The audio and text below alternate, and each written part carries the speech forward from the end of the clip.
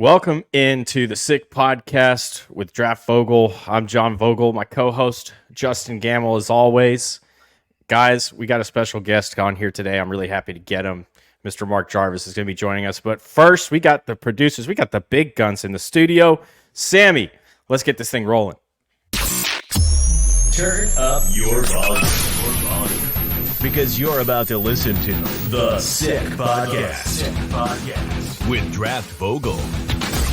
With the first pick in the 2021 NFL Draft. The first pick in the 2022 NFL Draft. With the first pick in the 2023 NFL Draft. The sickest NFL draft show. It's gonna be sick. And good afternoon and evening, wherever you may be listening. Maybe it's morning. If you're waking up with us, great. Thanks for tuning in to the Sick Podcast with Draft Vogel. And then check out all the other Sick podcasts that are killing it right now. I saw our guy down there in Tampa just got the Christian Eisen on there right after. I mean, he had the offensive coordinator last week. Who knows? Maybe Todd Bowles will make an appearance at this rate. He's killing it down there. And Justin, how are we doing? I'm doing good, buddy. Fresh off a Colorado Avalanche road win last night. So that's pretty cool. I was watching that. Yep. Your Predators didn't fare so well yesterday, but it's a long We're not going to talk about that. We're not going to talk about that. We're not going to talk about that. In other news, that the baby Jesus chicken you called me while I was eating earlier, I think it gave me an upset stomach right now. So I'm struggling a little bit, but you'd think less chicken. Hey. You left out the sweet part. Sweet baby Jesus. Oh, sweet baby Jesus chicken. Had too many spicy chicken sandwiches earlier today, but I'm making it through right now. Okay, that would explain a lot. So let's go ahead and bring in Mark Jarvis. Mark Jarvis is the head of Jarvis Scouting. This is a pioneer, honestly, in the scouting industry. I know he doesn't like me saying that about him, but he really is on the media side and working into agents and different things like that. It opened up a lot of doors. And Mark, man, first off, if you're viewing on YouTube, we got the new setup here. This looks really nice. Thanks to everybody in the background that set this thing up. And how are you doing, dude? Doing pretty good. You're making me feel old to call me a pioneer. I don't know if I'd use that. Hey. No. Listen, if you think about all them Bitcoin engineers and all the people that came up with all those cryptocurrencies, they were all like young dudes and they were all pioneers. Okay. So pioneer is not an old fashioned term. In fact, most of the people that went out west in the 1850s that we call pioneers, right? 1850s, 40s, on the wagon trains, the Oregon Trail, those were all young people going to start their lives. Pioneers are not old people. Okay. So let's get that cleared up right now from a historical context standpoint. Yeah, I know for a fact Mark is younger than I am. So, Mark, you can't feel that old, buddy. Your body cannot feel as bad I'm as getting mine. gray hairs, man. Ooh. That's because you work too hard. For those who don't know, Mark Jarvis, if you were on Twitter in like 2013, 14, 15, 16, Mark Jarvis is like one of the absolute original OGs of this industry as far as cutting up film, being on Twitter, like just outworking everyone in the industry and being one of the first legitimate true psychopaths in this business of just like, you cannot find him not talking about football or, like I said, cutting up film. I mean, I remember the old days when you would cut up all the broadcast film, like the night after it came out, he's coming up with his cuts and he's circling the player with the editing stuff that you're like, how did he do this? Like there was like 3 hours of downtime, and this guy did it. There's so much history with you, Mark, and it's been so awesome to see what you've done in this industry. And I remember I came on your podcast a few times back in the day. That was probably 7-8 years ago, but just to see everything, what you've become and what your business has become today is insane. So you'll have to tell everyone what you're up to these days, though, and how things are going for Mark Jarvis. Oh, man, I'm pretty boring nowadays. I wish I had the energy that I used to have when I was doing that, cutting up tape and watching players and all that. I don't have that type of energy that I had back in those college days. But yeah, John kind of mentioned I've been doing my Jarvis scouting stuff, which is essentially just watching players, evaluating them, and then giving that information to agents. And that can range anywhere from early in the process, so before spring grades even come out, when there's really no opinions on these upcoming seniors, all the way up to guys are signing in December, January. Hey, a guy popped up at a pro day. Can you watch him real quick and give me eyes on him? So, and then I also do the Lindy's magazine each year. We've been doing that for about 5 years now, it's getting to that time of year, and it's very, very time consuming because I end up watching about 250, 300 guys and have to write them up for that magazine. So I stay pretty.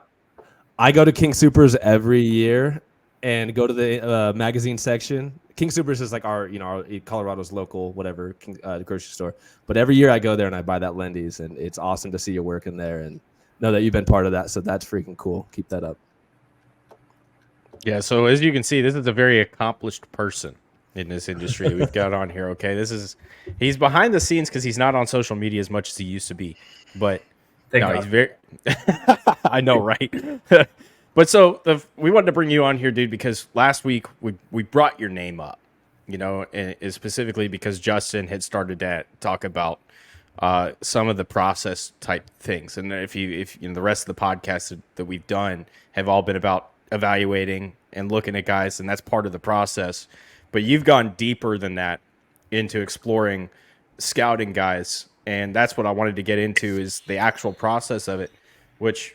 First off, specifically biases. I remember, I think you were the first person that I saw with actual like data that you had put together and compiled from numerous studies and numerous different places about eliminating biases and how biases can affect you when you're looking at players. And I thought that'd be a great place to start because biases, we hear it every year.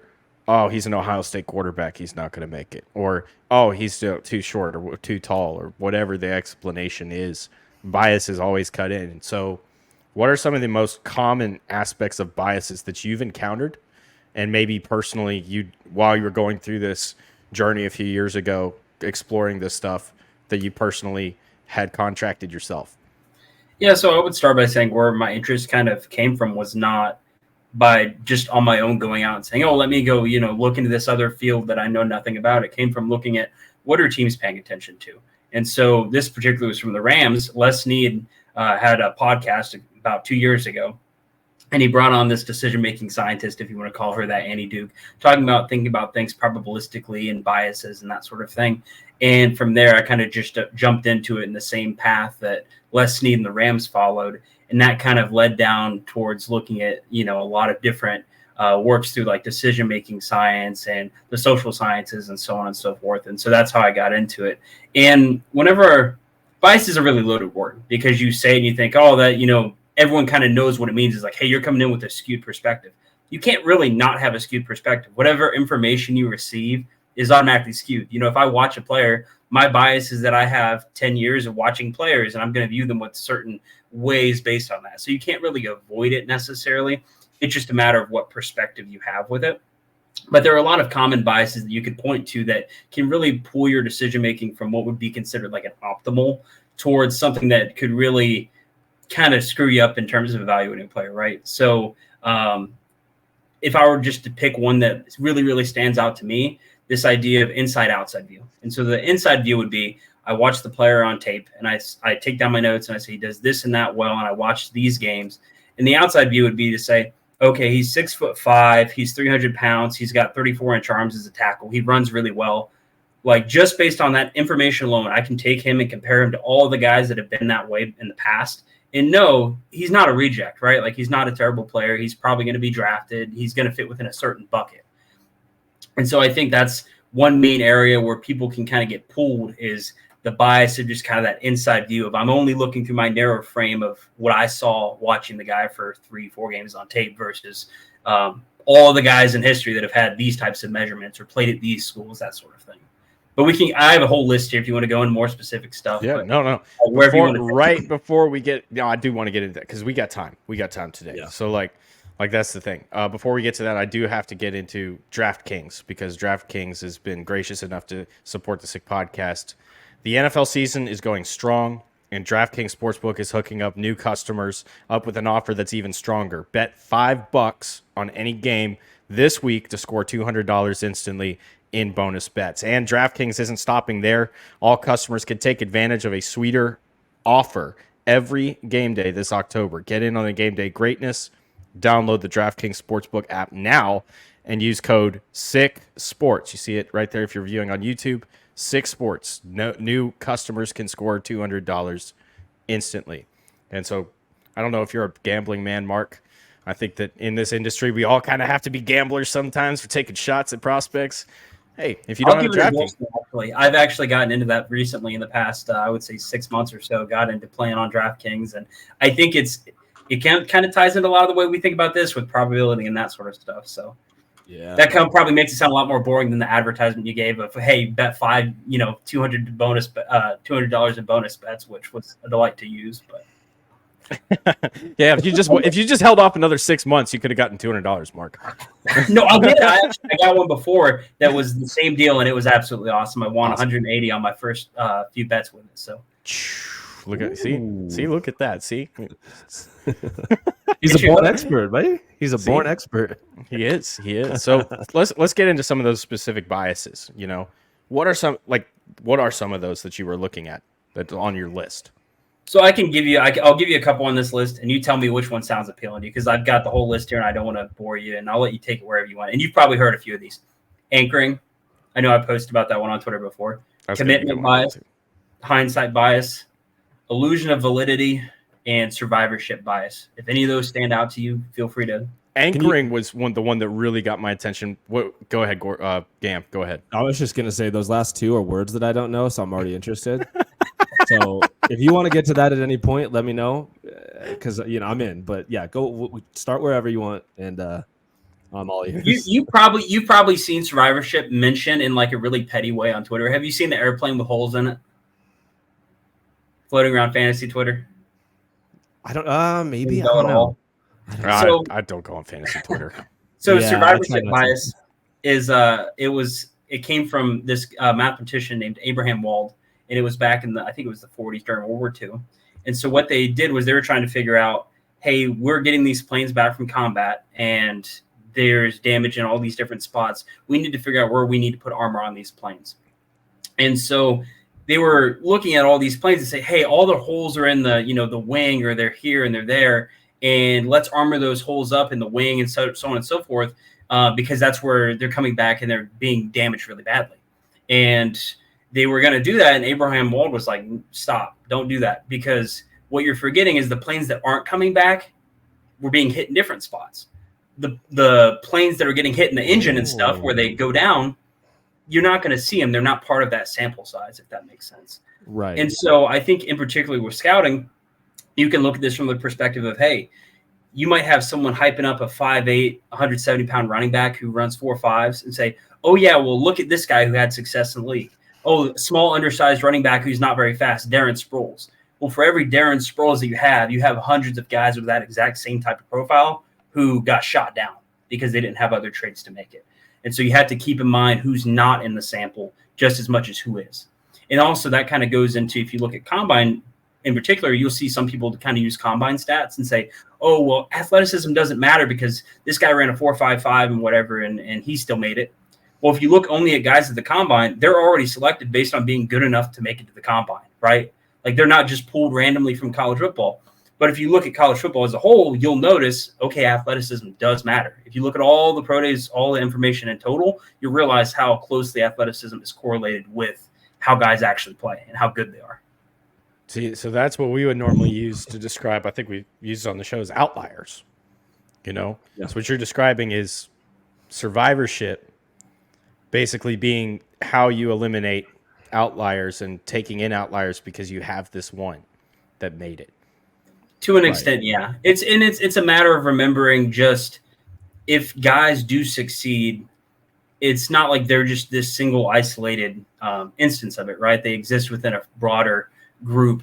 And so if you were to, I'm trying to think of a good example here that would go with that. If you were to look at, let's say, big athletic quarterbacks, right?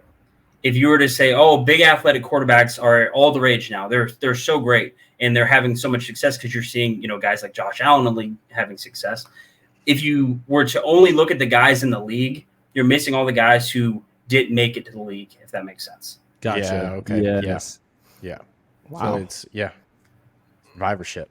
Anchoring was another one that I really liked because I had you on a show a couple years ago when you had first brought this up in anchoring and explained this. And so let's go ahead and talk about anchoring again because Justin, I like this one a lot. I think if you haven't heard this one yet, so let's do it. Yeah, roll with it. Yeah, I'm trying to remember the exact specifics of it. I could pull up the tree question if you want. Yeah, let's do it. If you want to give me 1 second, I'll pull up the tree question. I'll tell you the exact. I'll actually make Gam guess it real quick. Oh boy. I'll make Another him look reminder. cool on live Yeah, air. another reminder to our listeners of how stupid I am. Okay, I want you to answer this for me, Gam. Okay, All right, buddy. is the height of the tallest redwood tree more or less than 1,200 feet?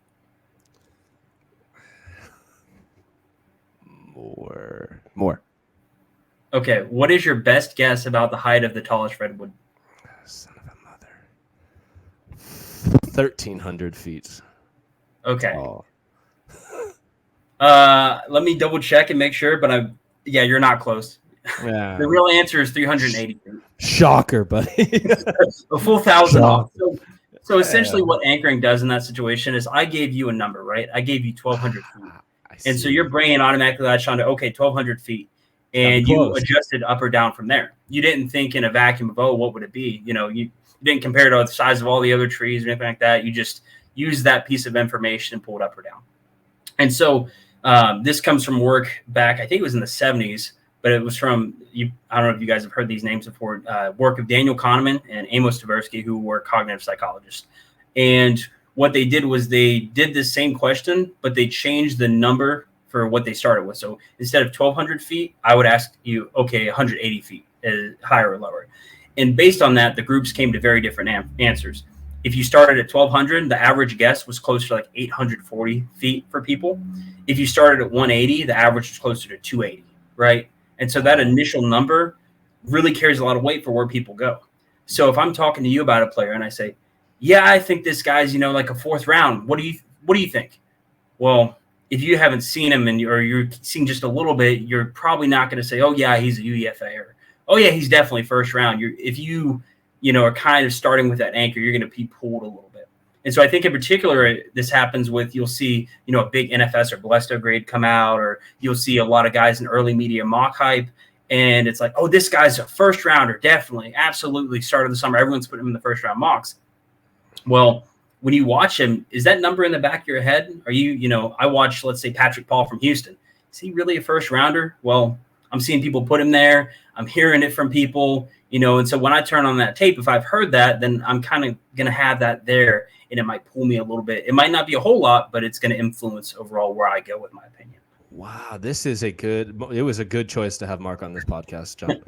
Because, I mean, and the funny thing is, like, what we just talked about last week, Mark, I don't know if you listened to last week's episode, but we were talking about, like, hits and misses that we've had, and, like, the way that sometimes I remember, do you remember the Duke linebacker, Jeremy Cash?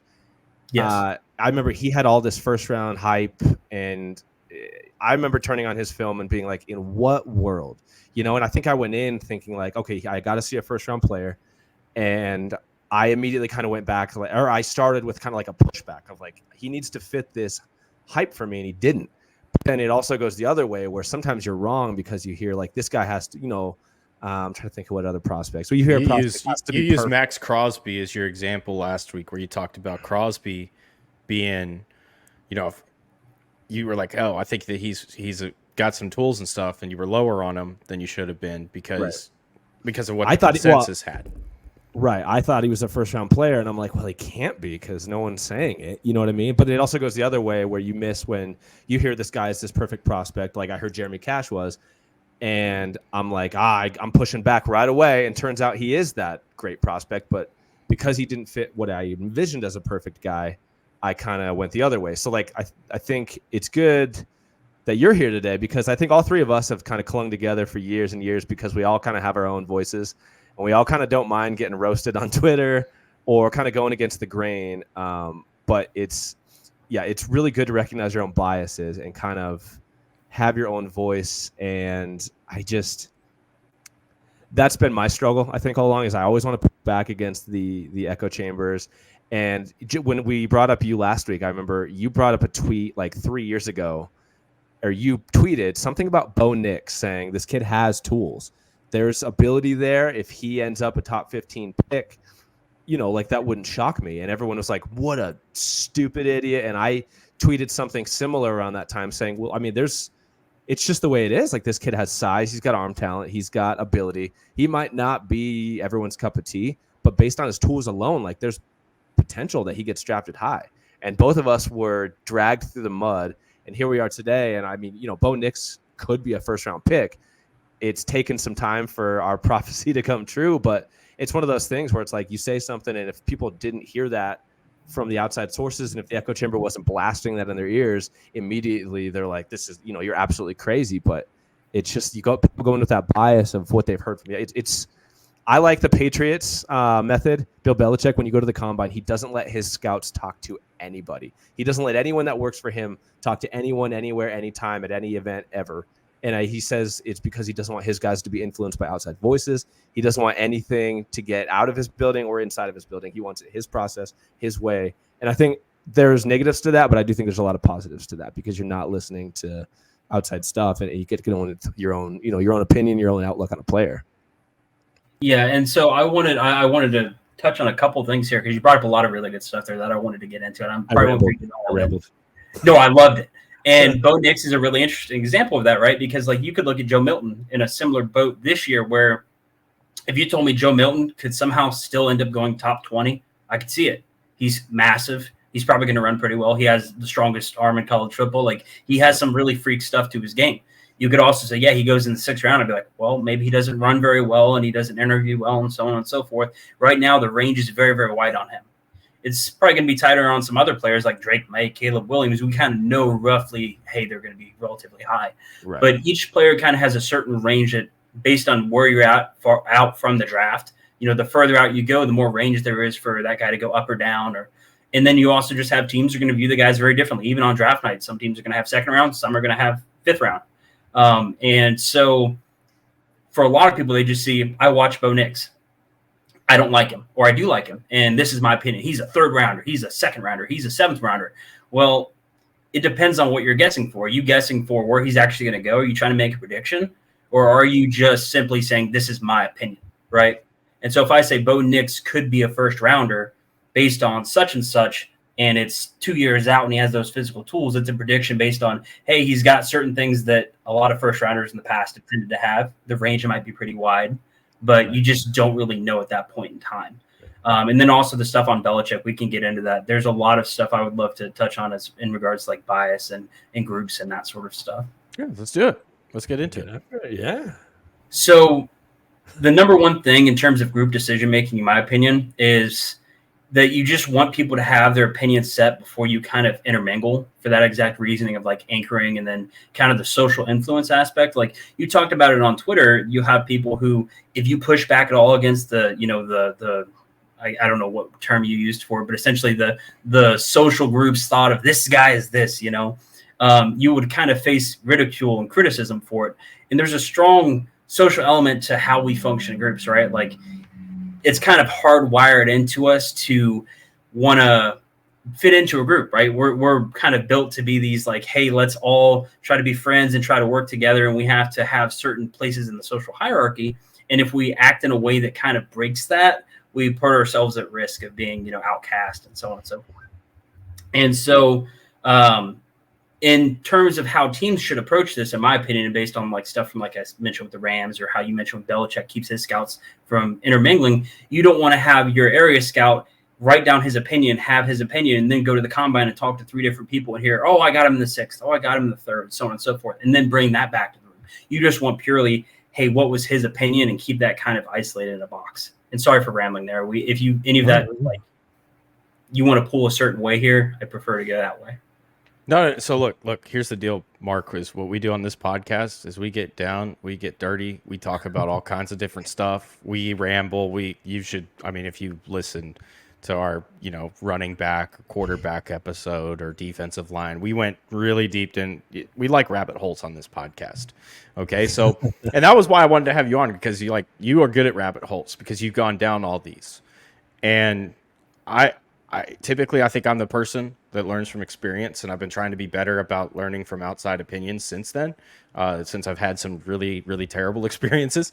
But, right now I think it's about, what we're trying to do is we're trying to open up to this particular side of the process, which is, hey, everybody's got their reasons for doing it. Here's how a bunch of other people do it. And here's some ideas. Maybe this is going to work for you. Maybe this is going to work for, your friend or whatever that is. because everybody's going to do something different, and it's about finding your process and finding the right process because of our personalities, the way that we work, the way that we operate. We're all different. There isn't really a tie-all, fit-all. So in this case, this is wide open forum, dude. That's why you're here, is because we can get in, we can go down these rabbit holes, we can talk about all of this stuff. So I'll throw this out to Justin in particular. I know you're very opinionated. I've seen some over the years. Like I know I used to be in the same bucket as you, where I'd tweet whatever about a player. I'm like, oh yeah, CD Lamb round 4 and get crucified on. I didn't say that, by the way, but yeah, I get what you're saying. Oh, I said it. I'm saying I said CD Lamb. Oh, okay. Well, you've had stuff that's along those lines where you're like, oh geez, I'm gonna get killed for this. Yeah. So have you given a grade to a player or had an opinion on Twitter and like kind of broadcast it out to people, and then you kind of go back later and you're like, I'm seeing the guy differently now, but I don't really want to push back against what I've said in the past? Ooh.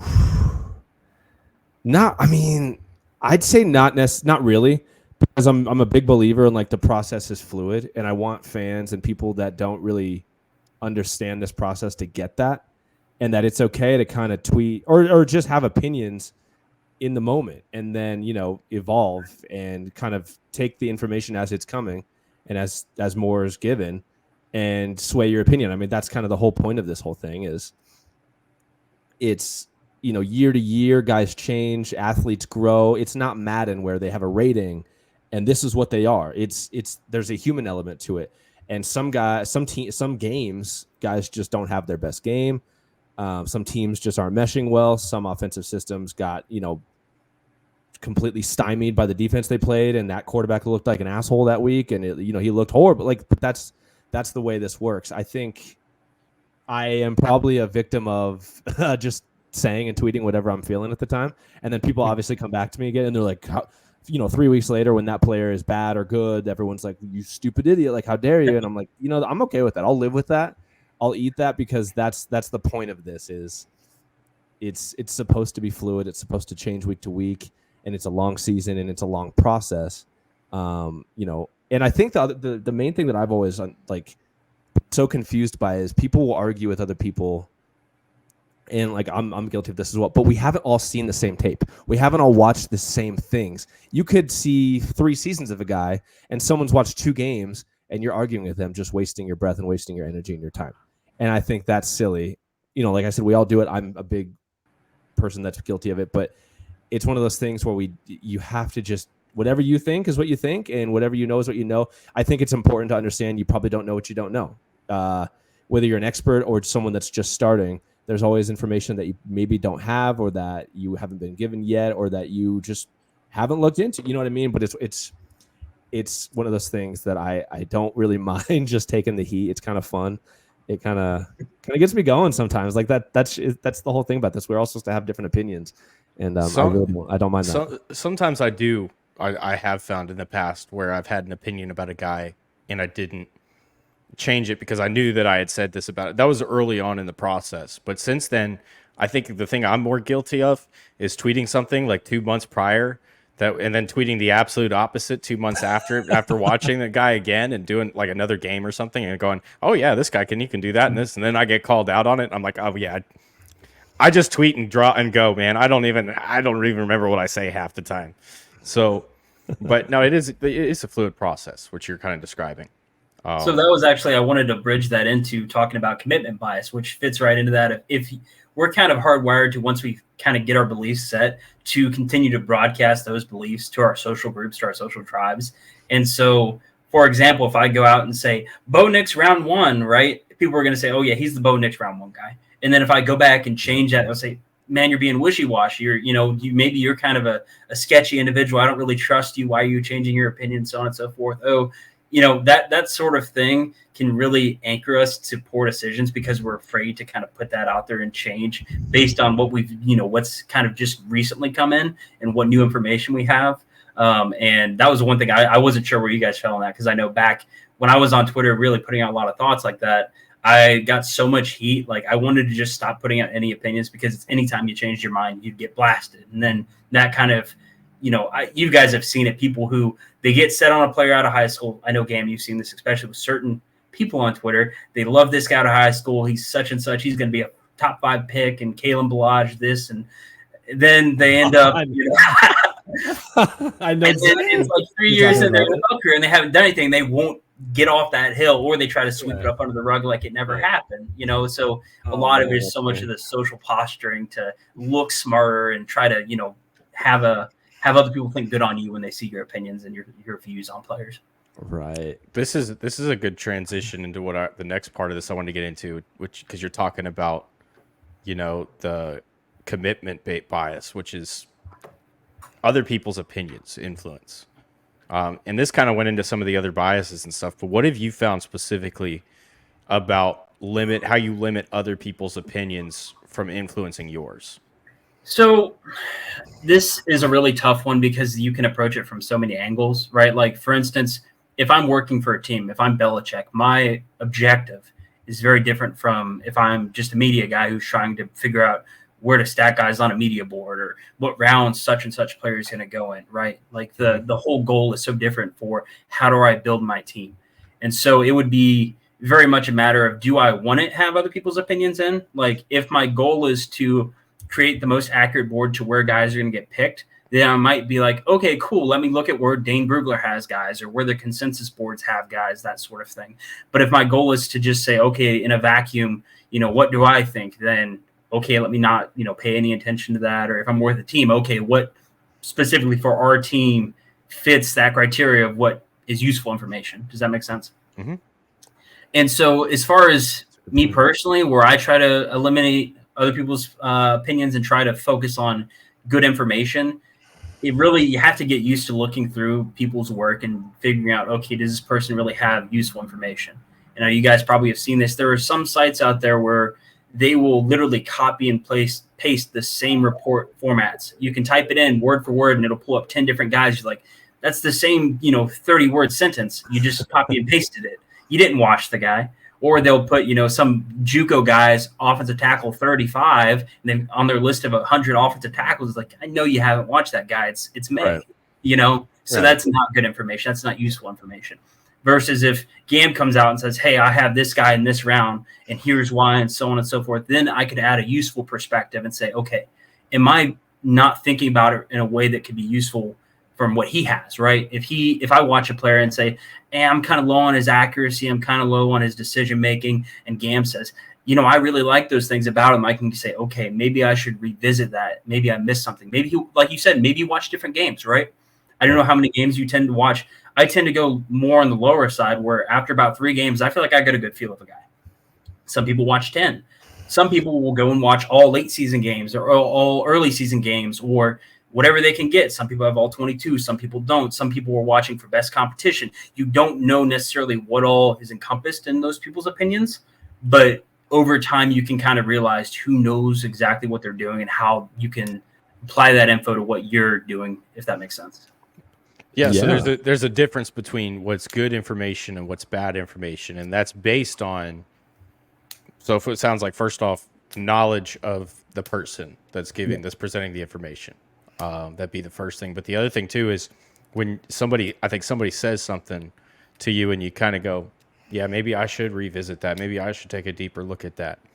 I'll use the example when I was talking to Chris Sims at the Combine a couple of years ago, and talking about his quarterback evaluations, because he always gets roasted for him every single year. Everybody's got a problem with it. Sometimes he's very wrong, but sometimes he's very right. And I wanted to ask him about his Josh Allen evaluation.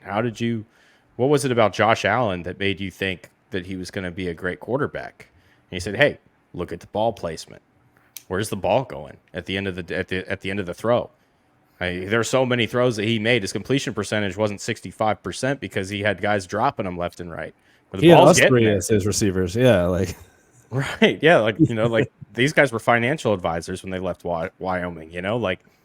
That's the idea. Is I think when somebody presents you with a good point, that's a good general point.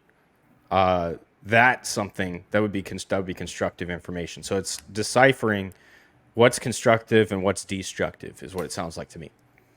I think it's cool. It's nice to keep your circle small, is what I kind of realized over the years. Keep your circle maybe not small, but know your circle And then I think it's important to know the biases of the people in your circle. When we first started this, when I first got on Twitter and first started working for NFL Draft Bible and everything, and me and Mark would interact a lot. And I remember Mark in the early days one day told me, like, straight up, I don't give a shit about athletes. I want to find guys that are good at their positions. And this might not be how you feel now. I don't know. But Dude, I'm the absolute reverse. I don't care if you're big, fast, and long-armed, and like you're a first-round pick to me. It's funny. It's the exact opposite. Yeah. See, so back in the day, Mark was like, I want to find guys who are technicians and who are good at their jobs. And athleticism kind of comes second to me. So I would know when I talked to Mark, he would say, Josie Jewell is an amazing player, first round for me. And I have to go in knowing, okay, I don't know how good of an athlete Josie Jewell is yet, but I do know that he's probably going to be really good at linebacker. Now it's up to me to employ my own bias in it and say, I need an athlete. I need a guy that's going to fit this certain mold. And then I go from there. But it was good to know, okay, my buddy Mark has this bias and I have my own biases. So let's combine them or know what each other are talking about, and we can kind of paint the big picture. And obviously now it's changed, but I think that's a good thing. Is like David Saba, who has he's a buddy of mine on Twitter, and I think he's asked us a few questions for the show, John. He's obsessed with athletes. He's obsessed with any athlete who's a big, strong, fast athlete will overcome any and all obstacles and blah, blah, blah. And that's good. Every time I talk to him, I know, all right, if he's hyping this guy up, if he's talking about this guy's probably a sick athlete. He's probably a quarterback with a big arm who runs fast. He's probably a defensive end who's big and strong and has long arms. He's probably a safety who looks like tailor-made. You know what I mean? But I think if you have that smaller circle and you can find useful information and know your own people's biases, then it's really good for painting the big picture and kind of adding your own information slowly, because you're not going in like, I have no idea who I'm sourcing this information from. So and again, that's why it's been really good to have you guys in my corner over the years, because we all kind of know what we're looking at and we know our own strengths and weaknesses and our own biases, and we kind of just stay out of the echo chamber and the groupthink. And it's good to kind of get those fresh takes when everyone else is saying the exact same thing week to week.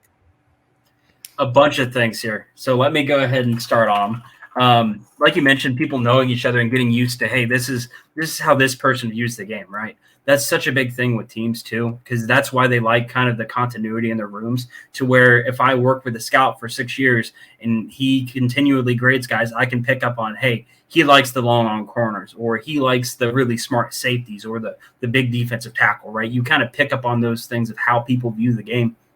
Another thing I would mention too is there are even beyond just individual people, you can look at something like a consensus board and still get a lot of value out of that information, because there's so much information packed into consensus just by necessity of how many people are putting their rankings and all that together. It kind of over that aggregate pushes it towards a good location. And that's why consensus boards a lot of times have so much success. Is it's not because it's some masterpiece that's so smart. It's because it's really just the accumulation of all the information of people that are part of that. Talking about specifically key information, right? John, go ahead and dip your hat real quick. Reese's. I know why you're wearing the hat, Senior Bowl hat, right? It's delicious. Oh, okay. Yeah, love Reese's. Yep. This is actually my notes for this specific thing. Is different places and different people have different levels of valuable information, right? The Senior Bowl is a huge tell. If a guy gets a Senior Bowl invite, what does that tell me? It means the Senior Bowl has contacted scouts from probably 12 to 15 teams. They said, hey, we like this guy. We think he's draftable within, let's say first 5 rounds. He gets enough endorsement throughout the league to warrant an invite. Jim's not just watching the tape in some, dusty office and going, oh, yeah, that's my guy. And then, no, he's talking to all these teams and taking in all this information. That's what kind of pushes that forward. So when a guy gets a Senior Bowl invite, a combine invite, when he really has a good day at pro day or something like that, you can take the pro day numbers and kind of project that forward. There are a lot of ways you can pull useful information out like that you would get so much more from a Senior Bowl invite, for instance, than what any single person could put on Twitter. Regardless of how great of an evaluator are, they just don't have access to the time and information needed to get what 12, 15 teams saying we want him at the Senior Bowl gives you, if that makes sense. And then you mentioned groupthink. I don't know if you want to talk about that. It's such a buzzword for so many people, but it's really an interesting topic. Well, definitely want to get into groupthink. Now, there's one thing I did see from you the other day. I'm trying to find your tweet. This one right here, October 12th. One of the things I've come to appreciate over time, this is Mark's words, not mine, just to clarify, is how much the profile reflects about a player in their likely draft range, even without tape study. Big 12, defensive tackle, 6 foot, 1/8, 290, 505, 40, 31 and 1/8 arm, not very productive 2-year starter, says just as much or more than tape with a draft projection. So that's something I wanted to get into a little bit, because that you just kind of grazed over that, a little bit with how where you're talking about valuable information and these kinds of things. So, one of my friends in the industry is, and I've talked about it on the show, and we're going to have him on at some point when he's finally able to, but Mark Gorsak, who is a longtime scout with the Pittsburgh Steelers. And, he has this absolute bias against the Big 12. He hates the Big 12. He can't stand watching it. Anytime he has to, you go to a game and it's like, oh God, I got to watch a Big 12 game, because the level of competition there is not like the SEC or even the Big 10, so when you breaking this down, Big 12 defensive tackle, that's a key word for a lot of people. Okay. That's a level where, okay, it's Division I, but it's not great. Undersized, doesn't run as fast, not very productive to your starter. So what you're talking about is a line of information. Is you break that down, giving you this type of information so that when you're going in and looking at, if you're going to even study the film on this guy, because I think at some point with 3,000-4,000 guys coming out a year, you have to kind of cut off and say, I'm not going to get to this guy. That's kind of what you're referring to right there, right? It's a lot packed in there, and part of this comes from the idea of, I kind of view my job is trying to figure out what is the range of grades teams are possibly going to have on a guy, and then trying to project that of, okay, what's most likely, where does he kind of slot in amongst all players of the position, for instance. And so I view it from, if I take all these teams and how they view this information, it's going to vary. Some teams are going to care a lot about that. Hey, he played in the Big 12. They're offensive lineman, defensive lineman from the Big 12, and we're shaky on him. Some teams are going to go, cool, he's played in the Big 12, I don't care. Some are going to see he's a little bit on the smaller side, and they're going to say, we want bigger guys. Some are going to say, we don't care. We'll take a smaller guy if he's an athlete. Some are going to focus on the technique, and some are going to say, we want athleticism. Some are going to care about the arm length. Some won't. Gam, you mentioned it, talking about Cam Ward recently, how playing at Washington State might have an impact. Some scouts are going to be like, I don't really know how I feel about it. Yeah. So it's going to be really dependent. Some will care, some won't. And you kind of have to figure out, if you were to stack up all those things, how do they kind of order, right? Like if I were to give you that line, short, not very athletic, small arm defensive tackle, and instead of saying Big 12, I say, hey, he played in like D2. He's dead. No one's going to watch him. No one's going to pay any attention to him. There's just nothing there. Yeah. Now if I give you that at SEC and I make him a little bit bigger and a little bit faster, it's going to make a big impact on how people view him. And so just by that line of information, I can tell you, hey, this guy is going to fall within this range. Now, it's going to be a wide range, but I can tell you that guy is not going to be a first rounder. If you're small, playing at, a second tier P5, not very athletic and short arm defensive tackle, I don't care how good of a technician you are, you better have a team that really, really, really loves you if you're going to get to the first round. But you're probably not going to be a tryout guy. You're probably going to get in camp. You're probably going to get an opportunity. So just taking that range from, hey, he's the first overall pick to he's a reject, nobody wants him, not even the CFL or XFL, USFL, so on and so forth, and whittling that down and getting, okay, he's now here, maybe like 7th round PFA, and then kind of figuring out from there, okay, is the tape a little bit better? Is it a little bit worse? Does it match up? So on and so forth. And then that goes back to anchoring. If you're anchored on that, hey, he's like 7th PFA, when you watch the guy, then you can kind of pull from that anchor, but you're not taking these big jumps. Like used to, game you mentioned, I'd look at the guy and say, I don't care if he's athletic. Is he a good technician? Well, it burnt me a lot. It's evidenced by all the players that I graded in the past and really did a terrible job with. And that kind of helps you avoid that problem where you overweight the athlete or underweight the athlete. So right. Yeah, and so that's a good – what we're talking about is – and one last thing to point out, because I don't think we've actually mentioned this on the show, is the ranges. I think some people don't understand, especially on the back end. I've had to explain this to not scouts, but like agents and stuff before, where you're talking about day 1, first round, day 2, second, third, and those can vary. You can dip into both of those. Same with day 3, 4 to 7. And then when we start getting into, you've got high priority free agents, right? And then you've got free agents and you've got tryouts. And there's like 2 tiers of tryouts, right? There's like a tryout. You might make the Yes. team tryout. You're just there. You're a body.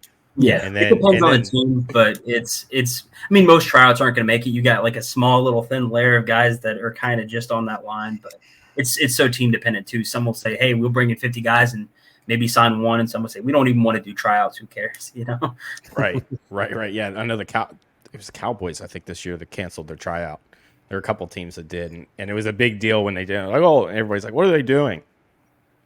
Look, you might be getting a guy that's going to be on the 90-man roster. You know, like that's the idea. But so I just wanted to clarify that. So now groupthink, that's something that we've talked about a lot on the show because there's a lot of it. I mean, you got social media, you got these constructs that just allow groupthink to flourish. So you want to go down that rabbit hole? Let's do it, Mark. I'm going to put you on the spot real quick, and I'm going to say, give me a definition of groupthink.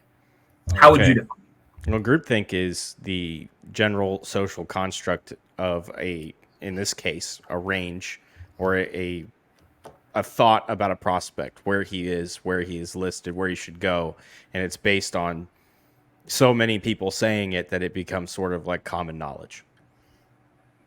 Okay. Gam, you want to try it? I think it's just like people siding with the majority, like even if that's not what they think, or even if they really didn't have an opinion, or even if they're not even knowledgeable on the topic. I think from what I've seen is, it's like this player's this good, and everyone's like, I don't want to say anything otherwise. Like, I'm going to go with it so I feel cool and so I can just be a part of something bigger than myself. And anyone who says otherwise, you're an idiot, but I'm part of this whole thing and we all think it, so we must be right. That's in my experience, that's what it's been. So let me ask you, is that a good thing or a bad thing? Why would someone just go with the crowd? Like what's the reason behind them just going with it? I mean, I think people want to be right, and I think they'd rather be wrong in a group than wrong by themselves. So it's like, I'll take that chance and be part of the majority. And if we're all wrong, we'll probably talk our way out of it, or at least people won't come at us because we're all in the same group. You know what I mean? But I don't know. I could be completely wrong. It's a perfect definition for it, because it's like it's safer in the group, right? Like you're not going to be, criticized. People aren't going to go after you if you just kind of say, hey, yeah, I just go with what everyone else says. I'm not pushing back at all. It's interesting. Groupthink, the whole terminology came out of back in the Cold War. And I think I got the name right. There was a professor named Irving Janis who studied a lot of these Cold War committees that kind of made decisions about, hey, how do we handle the Cuban Missile Crisis and so on and so forth. And so the primary case study that he had on that was when they were going to prepare for the Bay of Pigs, they kind of had everyone formulate this plan and said, okay, we're going to, drop these guys here. We're going to, arm them such and such. And if something goes terribly wrong, then they evacuate, 5 miles to these mountains off to the side. Right. And so later on throughout the process, everyone had kind of already agreed on that. There was a release by a journalist that said, hey, we have this information of they're training up these Cuban, rebels basically, and they're going to drop them off in Cuba and essentially try to incite a rebellion. And everyone in the committee was like, yeah, we're going to go and just stick with the plan anyways. We're cool with it. Yeah, no problem. And the group was kind of stuck on that and stayed tied to that even when information changed and even when things started to kind of look the other way, because they didn't want to push back. They didn't want to go against each other and go against the plan. Well, inevitably, it goes horribly wrong. All the, rebels that they were going to drop into Cuba get captured, and their plan was a complete failure. And the reason why was because, hey, we didn't want to kind of rock the boat on it and so on and so forth.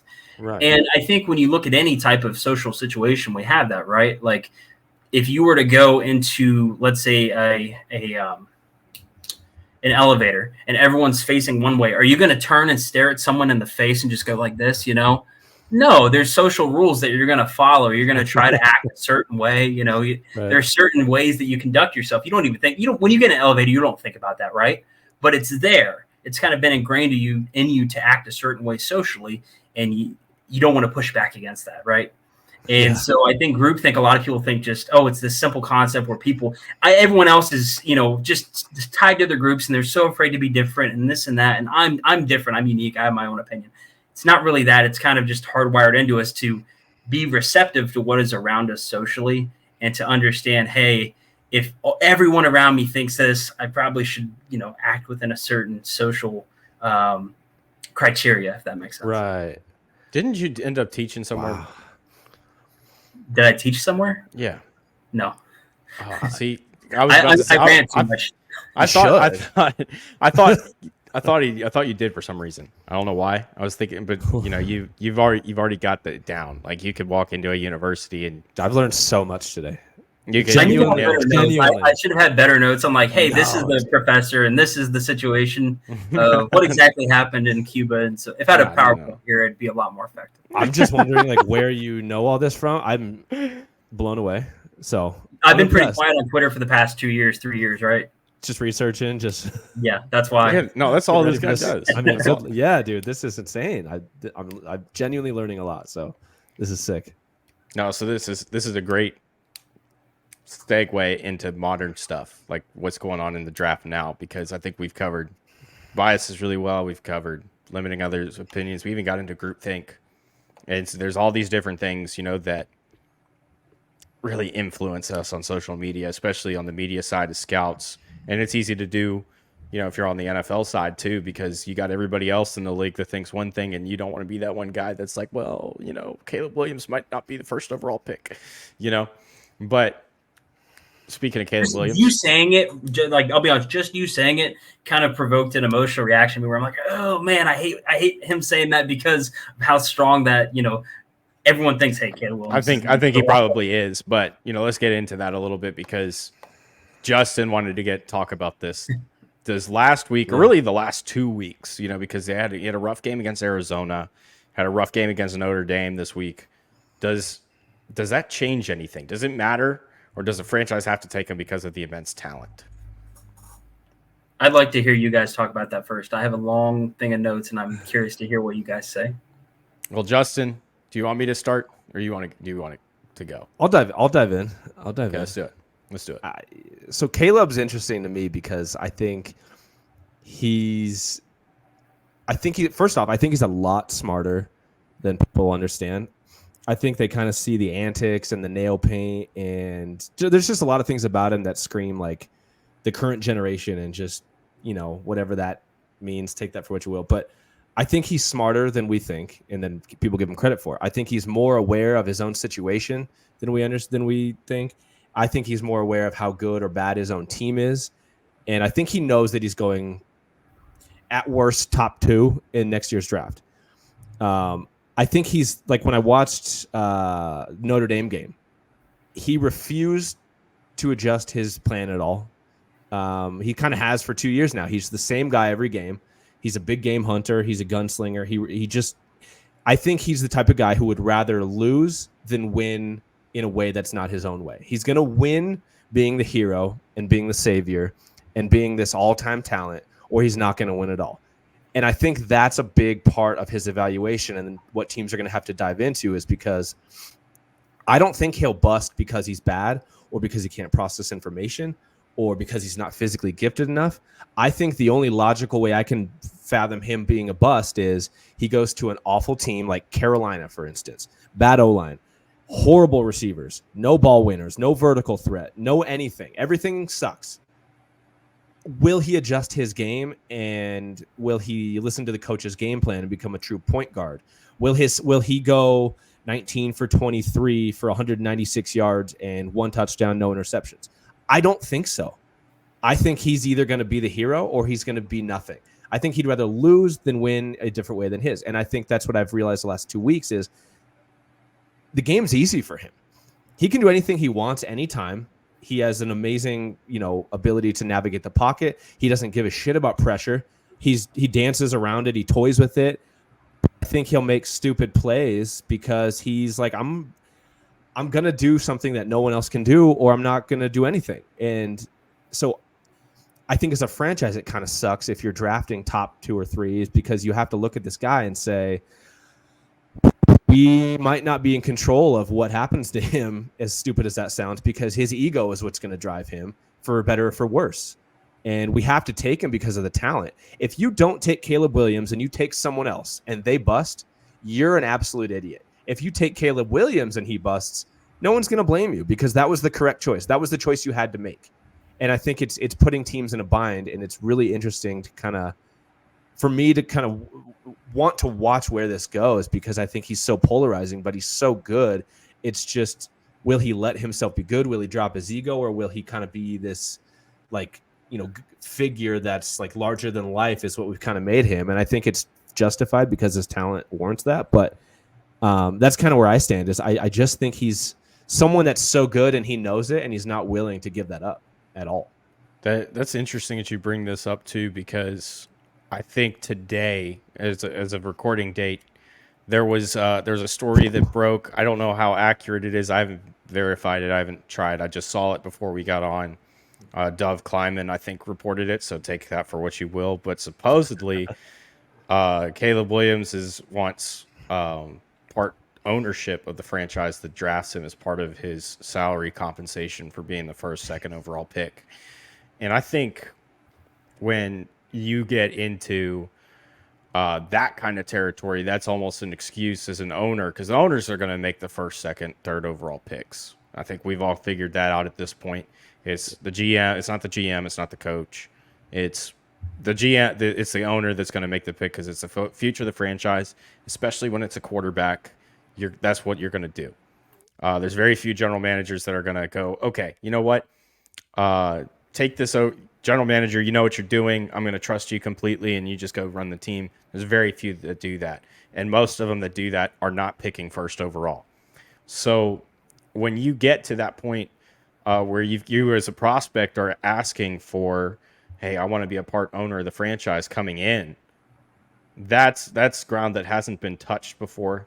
That's been ground that's been revered as almost sacred, where Tom Brady's finally getting to do that after his career is over. Great players do that are very immensely successful not coming in. Yeah. So, but I think it's a system is what I see. I think that you brought up some really good points. I think the Lincoln Riley system has kind of been figured out to an extent because it's a lot of four verts, and we've talked about that on the show. Running 4 vertical routes, having different leverage-based options that you're going to run off of that. It's high-low mesh, and it's 4 verts, and that's basically it. Yeah. And so if you can get outside the pocket and you're a playmaker like Caleb is, like Kyler was, like when Baker was to a certain extent in college. Even Jalen Hurts made it. Jalen in that system too, where you can get outside the pocket and you can create and extend, or really you're not even extending at that point. You're really trying to create something. You can be a playmaker, and that offense is going to score a lot of points. And what we've seen is Arizona disrupted that. Arizona, of all teams, disrupted that. And then Notre Dame came right back in the next week and absolutely shut it down. Live. And going into Utah this week, you got to know Utah's going to do the exact same thing because they've done it the last 2 years. I mean, the last 2 times they played. So to me, I think that it's a little bit of a system kind of thing. So when you're talking about smarts, is he smart enough to pick up on another system? I'm not going to run this college shit that you're running right now at USC. I'm going to go with something else. We can't do that. Yeah. I can't put you outside the pocket all the time and let you take these hits from Max Crosby, TJ Watt, Aaron Donald, all these great pass rushers that we have in the league that just absolutely will dominate you when they get an opportunity to. So, but that's where I am with him, and that's why, like, when I came out with my quarterback rankings at the beginning of the year, it was 1A, 1B. I think they're really close, and it's because of these things. You got Caleb Williams, you got Drake May. Pick which one you like better. And in this instance, I just personally like Drake better. Yeah, I think old school coaches, general managers are going to hate Caleb for just a number of reasons, and fair or unfair. It's just probably the way it is. He's not for everybody. But I mean, who he is probably not for everybody, but also the plain style of play on the field. You're going to look at him and be like, just run what we called, do what we asked you to do, and nothing else. And he doesn't want to do that, and that's fine. Like you said, Lincoln Riley's system is not great for that, and that's why I think he thrives. He knows, I'm going to be the first or second overall pick. This team sucks that I'm on. We're not going to win anything. I'm going to go out swinging. I'm going to win the way I want to win, and it is what it is. That might be the wrong way. I don't think people are going to like that. I don't think people are going to because you say that on Twitter and people are like, well, we just want guys who don't quit and run what's asked of them and are humble. When you're a competitor and you're an elite competitor, an elite athlete, you know it. And it's not as simple as like we said earlier, it's not Madden. You're not just a programmed AI. You're a human. And, I've played sports my whole life. I've been on hockey teams that are awful, and I'm the only guy that's supposed to do anything. And I'm like, nah, I'm going to do whatever I want. And we saw Josh Allen at Wyoming with a bunch of insurance salesmen, and he's out there YOLOing, doing whatever he feels like doing each week. And it's like, yeah, he knows he's not going to win today, so he's going to try weird shit, and it's going to look ugly. And then he gets to the NFL, and now, he's an elite quarterback because he finally has people that can make the plays with him. Quarterback is such a reliant position on everything else around him. And, if the quarterback knows that can be trouble. And I think that's Caleb right now. I think he knows it. And, like I said, it's going to be interesting to see what he does in the NFL, because I think he does have an ego, and I think that's justified. But I don't know if he's willing to give it up, if he's willing to struggle for a few years on a shitty team, or if he's going to go in and, come out guns blazing from day one and absolutely crap the bed and throw, 50 interceptions like his first year. I don't know. I think that's the risk teams have to take with that amount of talent. So, Mark, I'd love to hear your thoughts on Caleb, buddy. Yeah, you've been awful quiet over there. Yeah, I know you're just brewing something. I'm downloading information. Yes, you are. So the question specifically being, does the past 2 weeks change the evaluation? I haven't seen the 2 weeks. I don't know if he was like absolutely awful or looked like a different player. Based on the way you described it, what it sounds like to me is that, like you said, he's that big game hunter, right? Well, I think of like UFC or boxing or something like that. He's the guy who's going to throw those power punches. Sometimes you start throwing, you're going to get caught and you're going to get knocked out, right? Like that's the price you pay for being that very high variance, big play, but also always seeking more than you can kind of, dink and dunk to, right? And my question would be, was he a different player in the past 2 games than any other game in his career? Then it doesn't really change the evaluation, right? Like realistically, I like to think of it like this. Any week-to-week game you're going to have a certain range of possible performances, right? All the possible universes you could fit into, there's kind of a distribution. On one end, you've got he's going to throw for 50 yards and look terrible and have 25% completion, and oh my gosh, he's fallen off. The other end, he has 500 yards and he's the best quarterback ever. Give him the Heisman right now. Any given game, you're going to fall somewhere along that distribution just based on how the game unfolds. Does your receiver catch the deep pass or does he drop it, so on and so forth. But as long as the guy is still the same player, he still has the same traits, he still has the same temperament as a passer, he still does the same things, I wouldn't get too hung up on did he win or lose, or how much did he lose by. Like a lot of those things are so far out of his control of whether his receiver catches the pass or not, so on and so forth, that you just try to judge in a vacuum. How good did he do? And then also, is that consistently who he is? Yeah, no, that's fair. Yeah, that's fair. And my issues are more so with, I think, his pocket presence and positioning. I don't think that's great. I think he tends to hold on to the ball way too long. But again, that goes back to the system, and that's why I keep pointing at the system, and saying that that's what he's being asked to do, though, So I think there's still a good chance he goes first overall. I mean, he's the favorite for a reason. He's got crazy talent. Yeah, I think it's really interesting because I know you guys have probably seen it. Some people will point to, he scrambled and ran away from 2 defenders and then threw this 30-yard dart and just perfectly placed. And that's not a real NFL throw. Okay. Well, I mean, how many guys can do that though? How many guys physically have that ability in their body? And that's the freshman game, the first game he played against Texas when he rolled out of the pocket and he did that and threw a 60-yard dot right onto the pylon. This is one of the best throws I've ever seen. There's no doubt he's got the talent. He's done it. He's done it his entire career. But it's more so, I think, where is he gonna like what Gam's kind of talking about? How does he fit into another system? And that's the real question with him at this point. Yeah, I think that's all it boils down to for him is he going to, can he be a chameleon and adapt to his surroundings and become the guy that he needs to be for a few years before his team gets good? Because if he goes to an absolutely terrible team, put him on the Giants.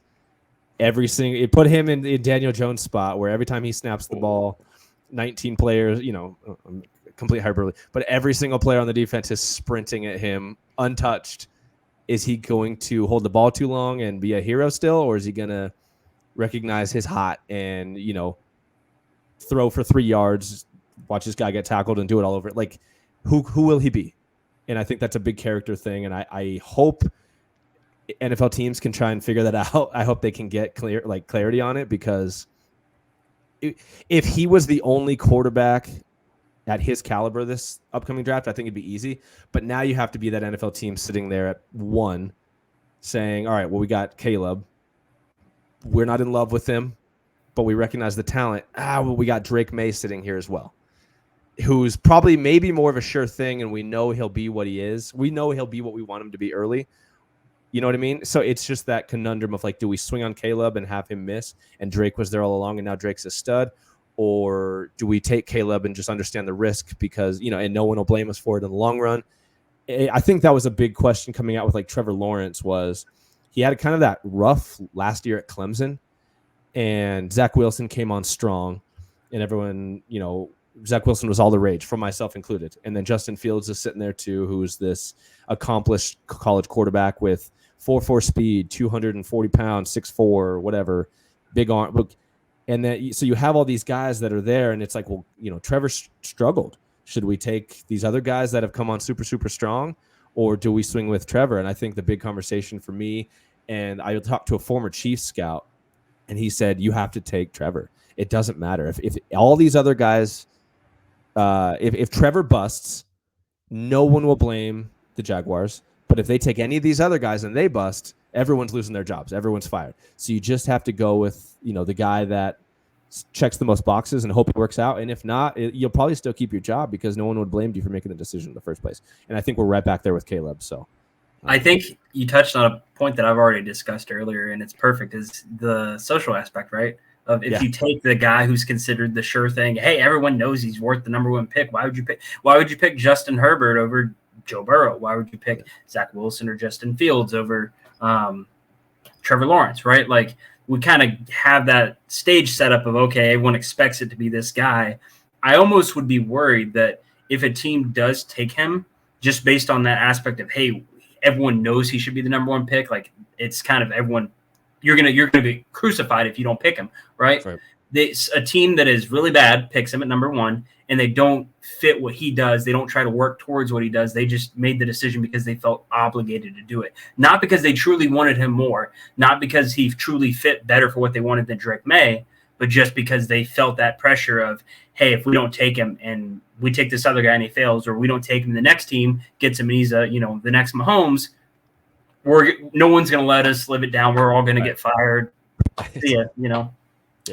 There was a Keynes quote. I think it was something along the lines of, worldly wisdom teaches us that it is better to fail kind of I'm messing this all up, in a way that everyone else expects us to. And everyone kind of, gosh, I butchered this quote so horribly. I'm never going to quote Keynes again.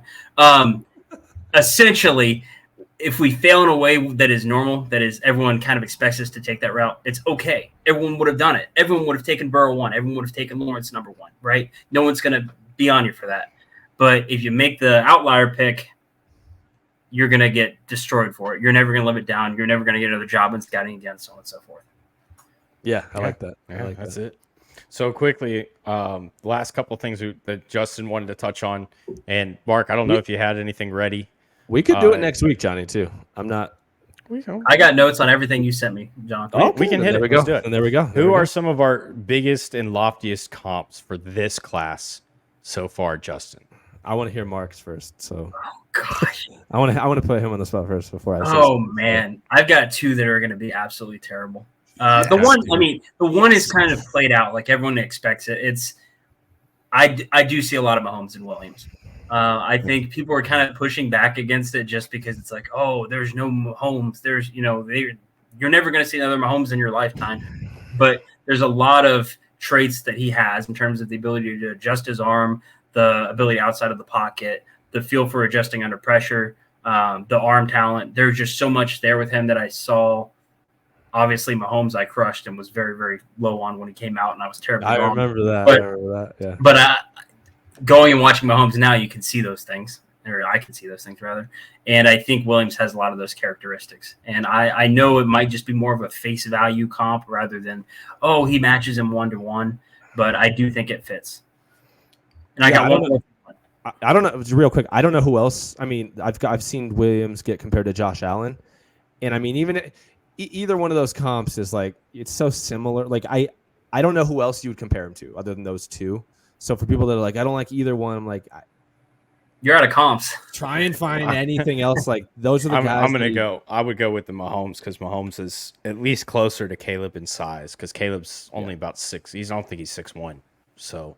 Yeah, I would lean Mahomes too, but yeah, I closer size, more functional under pressure, in my opinion. Yeah, Allen's more that brute force kind of guy, and Mahomes is more the slick, get out of the way. But that's the thing I mentioned earlier too, is like how many guys physically can do what he does.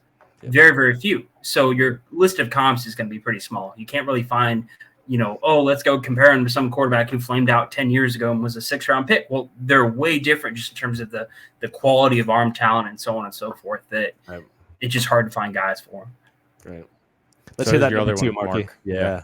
This one is a little bit more out there. And I started to feel good about it because I saw verified height, weight, and it made me feel a little bit more comfortable. And I'm going to probably mess up the name here. Is it Xavier Leggett or how do you pronounce that properly? I think it's Leggett. Yeah. Leggett. Jalen Hyatt. And hear me out. Jalen Hyatt, obviously a much lighter guy. Leggett, official measurement of 6 foot and 7/8, and he's 219 pounds. He's only 6'1". Yeah, he's 6'1", verified. I thought he was like 6'3", 6'4". Wow. No, that's why I was like, I saw verified height, and I'm like, ooh, he's a little bit lower on there. I think he wins a lot of the same ways of he's a jump ball guy. He has great ball skills downfield. And he has very, very natural speed. He revs up easily. But the way they used him, at least from the tape I saw, they used him a lot in the slot. They gave him a lot of open, go routes and stuff like that.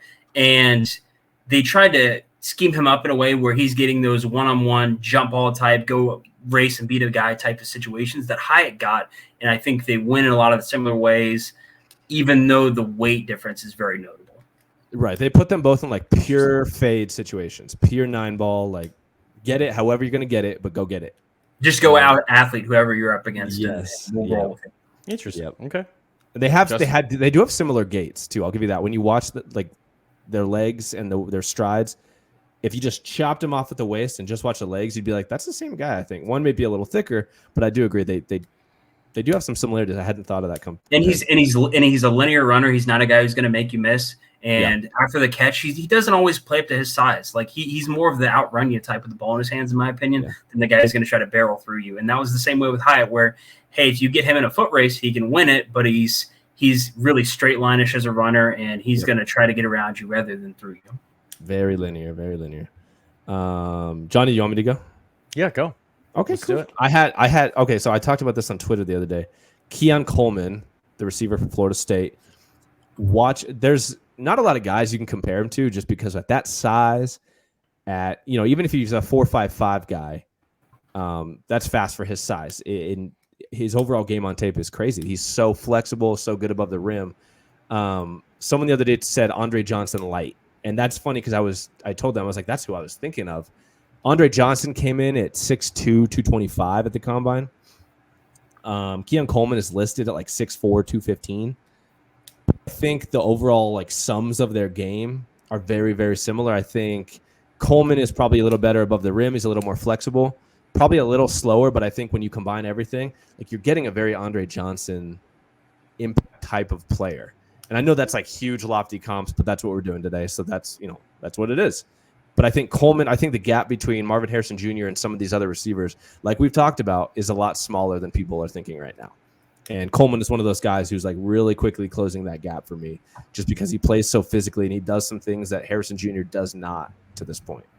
And then Dallas Turner, the edge rusher for Alabama, he's listed at 6'4", 245 on the Bama website. I don't have an official for him. I might have one. Give me a second. I thought you might. But when I watch him, he looks a little light on tape. He's very much a pure speed rusher, but he's fluid as hell. He's got counters. He's got inside counters. He's got everything you could want other than, does he flash that speed to power? Not really, not yet. Has he had to? Also not yet. But I think when you look at him, you're looking at a Brian Burns type of player. And the guy that I kind of see the most is, if you remember Josh Allen coming out of Kentucky, the pass rusher, who's this year and last year really started to flourish on Jacksonville, and who's probably going to get paid big soon. I think Dallas Turner is probably a little more fluid than him, but that is a lot of who I see when I watch him at Alabama. I don't know if I see quite the Brian Burns caliber player yet, but I mean, if you get someone in between Josh Allen and Brian Burns, that's a heck of a player. That's a top 15 pick, and I think he's on his way to being that. So, Yeah, I got him at 6'0", 2'5", 242. ooh, so yeah, Bama gave him about an inch and a half. Yeah, Bama usually does that. Every Every one of those dunk, schools, yeah. they usually bust Yeah. them, but put them up a little bit higher. Yeah. But no, I can see that. I can see the Josh Allen specifically. That makes a lot of sense. And Allen, I think right now is close to, if not in the lead in the league right now in sacks. Might Yeah. be second to Khalil Mack. Who had 6 in one game. Right, and that's why he's in the lead right now. Right. Yeah. Not No, like he's been. those are good ones. Those are good ones. So I mean, look, in 2 months, Twitter's going to come after us and call us all idiots. But that's the nature of this. That's exactly what we're talking about. Like, it's fun to do cares? this at the time, and yeah. So Drake May, this is part of the reason that I really like him, is when I'm trying to think of a comp for him. You see a guy that he's got a really good arm, gunslinger mentality, can take the check downs, can get outside the pocket, gets out of sticky situations. Size wise, he's a little bit taller, but in girth, he's about the same. It's Aaron Rodgers.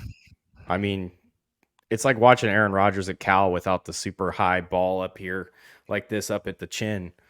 Type of player where he can get outside the pocket, he can move around, he can throw a mile when he wants to. I see a lot of, when you're looking for a comp and you're like, who else plays like that? It's Aaron Rodgers.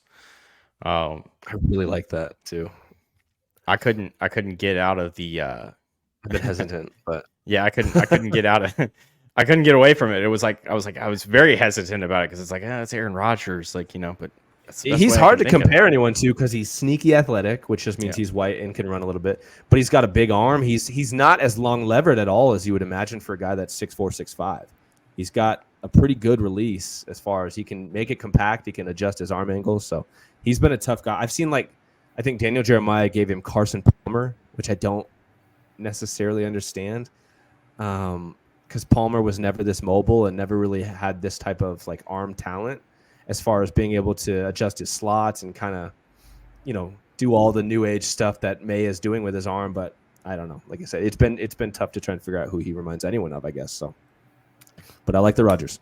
The other one was Johnny Wilson, which I think this one's pretty obvious. Big, tall, physical, fast, athletic guy. Mike Evans. I mean, red zone guy. I think size-wise, he's actually much more similar to Darren Waller when he came out of Georgia Tech, but that's not a lofty comp. But in Darren's kind of ended up moving to that sort of tight end, big slot type role in the league. But with the jump ball ability that he can pull off, with all the good stuff that he does like that, that's what I see. I think it's Mike Evans. He scares me a little because he reminds me of Hakeem Butler, the Iowa State kid that just never made it. You know what I mean? And he was all the rage for a bit, and he dominated the Big 12. Yeah, but the difference is, I think with Wilson, you're going to see him run like a 4.5. That's what I'm hoping. Butler ran a 4.65, right? Where it was in the 4.6s. Hakeem Butler ran well. I thought it was a 4.55 or something. I'll pull it up. 4.52. But I thought Butler was slower for some reason. I think it wasn't that bad. And Hakeem Butler was 6'5", 5'8", 220, ran a 4.48 electric. Ooh, yes. Okay. Yeah. Why was I thinking he ran a 4.6? Yeah, and that's why everyone was like, he's gonna go first round. Like, look at the size, look at the speed, look at the tape. You never saw that speed on tape. I didn't ever, either, and I wasn't a fan of him. I thought he was a. I was a fan of him. I just was like, he can just out jump everybody, and learned very quickly it doesn't work like that. But you see the separation with Wilson at times. You know what I'm saying? You see it. He creates it. It's hard to stay on his hip pocket with his strides being so long. I mean, when he snaps off the top of his routes, it's hard to, if you're trailing him, you got to stay behind that stride. Naturally, he's just creating separation because he's so big. It's a lot like Drake London. He just, people can't get too close to him. I hope he runs well. I really do because I like him, but I have my doubts. I hope I'm proven wrong. Because like you said, you just like Keon Coleman better anyway. So you're over here, Keon Coleman fanboy. I do, man. John, I got a potential bad comp for you for that one. I want to hear your thoughts on this one.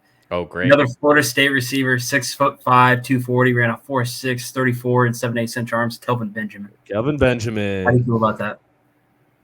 He was before my time. I don't know how you feel about that. I don't think Johnny Wilson will gain like 40 pounds like Kelvin Benjamin did. You know what I mean? I think What's Johnny at? I thought he was big. I thought he was in like the 220s. Yeah, no, Wilson's at 230 something, 237, I think. I thought he was up there.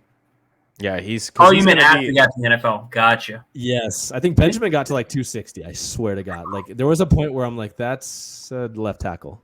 But lastly, guys, because I'm pretty sure Sammy and all them there could probably fallen asleep over there. It was out. A hit that you guys are very proud of. Ideally, someone who wasn't a first-round pick. Gores. Gam. Why did I say Gores? God, I'm tired. We just saw him play this last weekend in a big upset against the Niners, and it was Jeremiah Owusu-Koramoah. I loved him. I thought, I figured it would be kind of tough to take him in the first round, being that he's undersized. I know he came in at the combine at like 6'1", 215, but if you come into the combine 6'1", 215, that means you played at like 205. And so I'm thinking, he's not a safety, he's a linebacker, but could he go in the first round? He obviously didn't. He went at pick 52 to the Browns in the 2021 draft.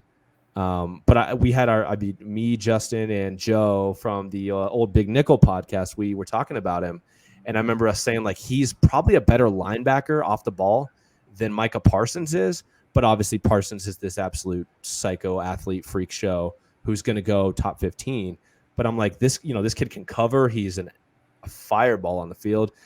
Physicality is not an issue for him despite his small stature. And I mean, he's become last year on tape was the first year I was like, holy geez, like this kid's becoming a stud. And now he's become a big part of that Browns, completely dominant defense. And Jim Schwartz absolutely loves him, uses him everywhere, uses him in every way. He's one of those guys that I look back at and I'm like, yeah, good for you. Like trust your gut sometimes because you're not always wrong.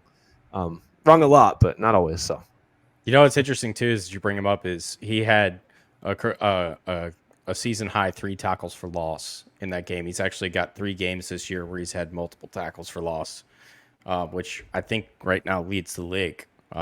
He's a big play guy, absolutely. Yeah, love him. Marky. So this one is a really, really nerdy pick. And I'm going to be up front. I didn't watch tape on this guy.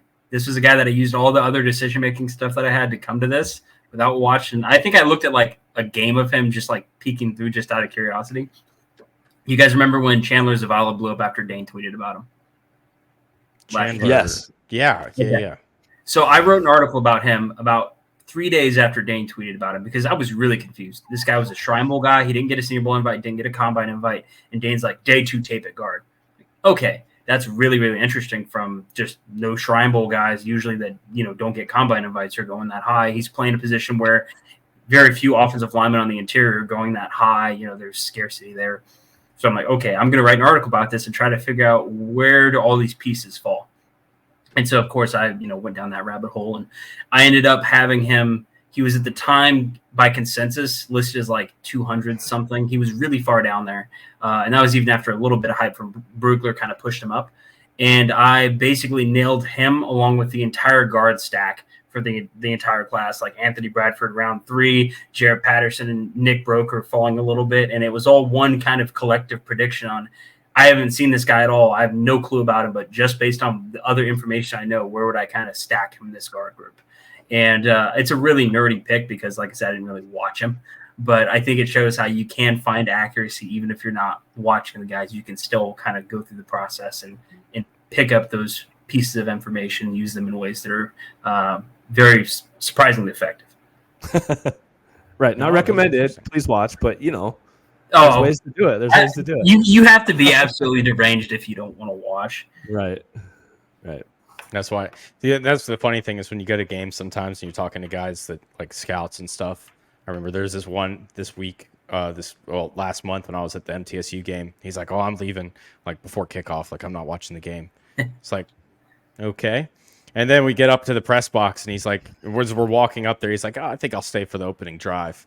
And we're sitting there midway through the second quarter, still talking. You know, like you can't walk away from this stuff, man. Like that's just you. No, it's football's a beautiful sport. I'll wrap this thing up, and I think you guys probably already know where I'm going because I took so much shit for this in 2020 when I was very high on Jalen Hurts. I thought he was first round guy. I absolutely love Jalen Hurts with everything, the way he handled the Alabama situation. His numbers were impressive, but it was ultimately him getting better every single game you watched him. You know, you could see the improvement. It was marginal throughout his entire career. I think maybe we've started to see the cap on his game this year. I don't know if it's that or if there's other factors behind the scenes that we don't know about yet. But he's a guy that he's been to the Super Bowl. He's a very successful quarterback. He fits that system really well, and that's one I'm going to, after all the shit I took for 3 months, 4 months, 5 months, however long that was, that process. I'm very proud of that one. Even from people in your own circle. Oh, I know. I know. Here's a question I want to ask you, John, and I can't get off this without asking you a question to try to really like nitpick your brain here. So obviously we know 1 out of 32 teams Hurts was a success on. If you put him on any of the other 31 teams, how many do you think he would have been successful on to this degree? Yeah, good question. Yeah, so there's how many teams are willing to build a system the way that they did? Because if you think about what made Hurts successful was getting away from the read progression and going to a P4 system, you know, where you peak 4. So now we're seeing a lot more of peak 4 in the NFL. So peak 4, if you're not familiar with, is you are basically designing plays to where you have a beater every single play. You got a beater for 2 high, you got a man beater, you've got a 3 high beater that's usually like a seam route or something like that. And so you read the deep coverage post snap and you rip the beater. And that's away from the 1, 2, 3 check down read system because there's not a lot of guys that can do that at a very high level consistently. So the peak 4 is kind of like the idea of there's 4 basic types of coverage. You're always going to have a check down, so go to the check down if it's not there, but you're going to rip the beater. I think when he came in, there weren't a lot of teams that were willing to run that. We saw that a little bit with the Ravens and Lamar Jackson. So maybe that's a place. I don't think he ever takes over Lamar as the starter the way that he did with Carson in Philadelphia. I think Green Bay was a system that was probably willing to give him a shot. I think if they had gone that route instead of Jordan Love, he might have been successful there too. It would have taken a lot longer, I think. There's not many teams that you could point to and go, yeah, he would have been really good because he's not going to fit a West Coast. You know, he's not that type of a processor. But it's really now we've got the Colts running the peak 4. We've got Arizona's going to that right now. Pretty much, if you are a team and you're in a situation where you were under Nick Sirianni or influenced by the people that Sirianni was around, you're going to that system right now. Here's a question for you then from that is when you were hyping him up and you thought he was worth a first round pick and so on and so forth, was that after or before he got picked by the Eagles and you knew that's what he was going into? Oh, that was way, way before. It was definitely before. I'll give him it was credit. way before. No, Go ahead. No, because that was the thing that I just had noticed was if you are willing to build around, I didn't understand the system, how he would have to fit into it, but it was more so of, hey, the Ravens took a chance with Lamar Jackson where that was a guy who's not a traditional quarterback. He's not going to fit your drop back, read progression system. You're going to have to design an offense around him. The Ravens were willing to do that. John Harbaugh, up until that point, was literally designing a new offense like every 6-7 weeks. And it was like as soon as it would get figured out, he'd have to switch it up again. And now they're winning. They're going on a big winning streak. So it was really about is there a team that's willing to give him a shot? And I thought with the personality, with the work ethic that he had and the consistent growth that he had over time, that was still improving with every game. I thought that there was going to be a team that was going to take a shot at him, and I thought that was worthy of a first-round pick with the talent he had. But gotcha. And I think you see where I'm going with this. If he goes to any other team, you might not say, "Hey, it's my biggest hit." It's so many different variables coming in of where he goes and the type of system they're running. And does their GM have 2 years, or does he have 5, or is he going to get fired immediately if they don't win, and so on and so forth. And that's why I always try to be careful about like hyping up hits for this exact reason, is because there's just so many pieces that go into it. And I can say, yeah, he's worth a first. For how many teams is he worth a first? 10, 15, 20, that's fair. Yeah.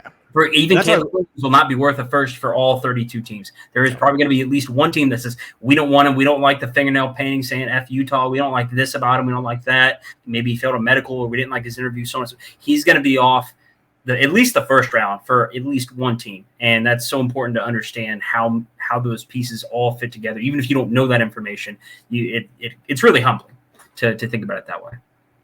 No, that's exactly it. That's why rankings are tough, because if you just rank guys 1, 2, 3, 4, 5, what does that mean? There's no nuance to that. Like I had Tua as my top ranked quarterback in the Burrow and Herbert class. Tua is an absolute all-star stud right now, but I can admit I was wrong. Burrow and Herbert should have been above Tua. I don't care what the results say right now. I was wrong. Tua fits. Not like with Jalen, not many teams. He's not a guy that you just throw in any team and say, hey, be the drop back guy and carry the offense. That's not him. It is absolutely not him. In fairness, there's only a few guys that you can really throw in any team and say, be successful. It's maybe Herbert, Trevor Lawrence, Josh Allen, Mahomes. I don't know any other guys that are just like, you'll excel anywhere. And that's a big part of evaluation. And like you said, Mark, it's hard to feel great hyping up all your hits when it's like, yeah, there's a lot more that went into that, and you could have been wrong a lot of ways, you idiot. You know what I mean? Like you have to talk to yourself sometimes. Like that's like that's I think that's one of the areas that we've all grown, in the process of doing this, right? When we go back to the early days, we all had those opinions. We all had, hey, we can think of this, and blah blah blah, that, and blah blah blah. Now it's a whole lot more mellow, because we've got those years of experience under our belts. Yeah. But we can see things sometimes. Like when I was talking about Anthony Richardson and, this past cycle, I'm like, if he goes to the Indianapolis Colts, that's like the picture perfect fit for him. Yep. Just perfect, because they're going to run. You got Shane Steichen, who just put together that system for Hurts, and you're plugging a guy that's bigger, faster, has a stronger arm than Hurts into it. He's going to be a superstar in that system. We've seen flashes. I mean, he's out for the year now, which sucks, because now we're going to have to wait another year. Hopefully that doesn't stunt his growth. Hopefully this is all stuff that's going to help him be more successful in his future. But he's got the potential in that system in Indianapolis with the tools that he has around him to be a superstar. Absolutely. Yeah.